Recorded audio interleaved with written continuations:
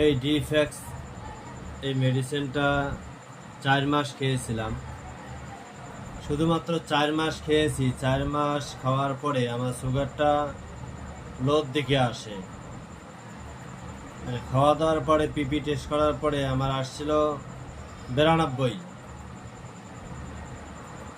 তারপরে আমি ডাক্তারবাবুর সঙ্গে কথা বললাম। ডাক্তারবাবু বললো তুমি এখন ওষুধটা খেও না, কিছুদিন বন্ধ রাখো। তারপরে আমি ওষুধটা বন্ধ রাখি। এখন প্রায় 3 মাস বা সাড়ে 3.5 মাস ওই রকম হয়ে যাবে। 3 মাস 3.5 মাস থেকে আমার মেডিসিন একদম বিলকুল বন্ধ, অ্যালোপ্যাথি বন্ধ। আমি যে আগে ডিফেক্সটা খেয়েছিলাম এটাও বর্তমান 3 মাস থেকে বন্ধ আছে। তা আমার সুগার লেভেল নর্মাল, একদম আমি খুব ভালো আছি, খুব সুস্থ আছি, কোনো রকম অসুবিধা নাই। আগে যেমন আমি অ্যালোপ্যাথি ওষুধ খেয়েছিলাম কন্টিনিউ প্রতিদিন সকাল বিকাল বাস খাইতেই থাকতে হয়। তারপরেও সুগার 300, 400, 450, 500 পর্যন্ত হয়ে যায়।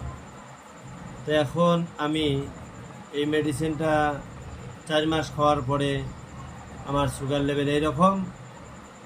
এখন আমি 3 মাস বা 3.5 মাস থেকে আমার ওষুধ বন্ধ আছে। ইন টোটাল এভরিথিং সব ওষুধ বন্ধ, না অ্যালোপ্যাথি খাই না আয়ুর্বেদিক খাই, সব ওষুধ একদম বন্ধ আছে।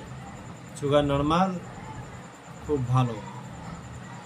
যদি কেউ এই ওষুধের বিষয়ে আমার কাছে শুনতে চান তো ডাইরেক্ট আমাকে ফোন করে